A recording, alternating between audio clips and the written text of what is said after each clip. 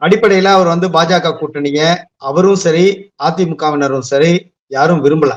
அதான் உண்மை.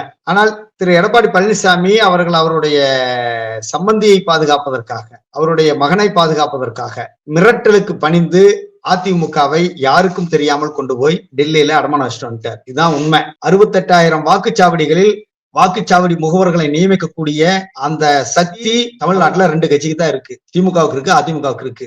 68,000 வாக்குச்சாவடிகளில் வாக்குச்சாவடி முகவர்களை வைத்திருக்கக்கூடிய கட்சி 12,500 கிராம ஊராட்சிகளில் 50,000க்கும் மேற்பட்ட கிராமங்களில் கொடிக்கம்பங்களை வைத்திருக்கக்கூடிய கட்சி. எல்லா ஊர்லயும் கிளை இருக்கு அந்த கட்சிக்கு. 50 ஆண்டு காலம் எம்ஜிஆர், ஜெயலலிதா என்கிற ஒரு வலிமையான தலைவர்களால் வழிநடத்தப்பட்ட கட்சி. அந்த கட்சிக்கு கீழ்மட்டத்துல வரைக்கும் ஓட் பேங்க்கும் தொண்டர்களும் இருக்கிறாங்க. எல்லாத்தையும் கொண்டு போய் யாராவது ஒரு 2% ஓட்டு 1% ஓட்டு வச்சிருக்கவங்க கூட போய் கூட்டணி பேரம் பேசுவாங்களா? பேசிட்டு அவர்கள் சொல்லுவதையெல்லாம் கேட்டுக்கிட்டு கம்முனே உட்கார்ந்து இருக்கிறாரு.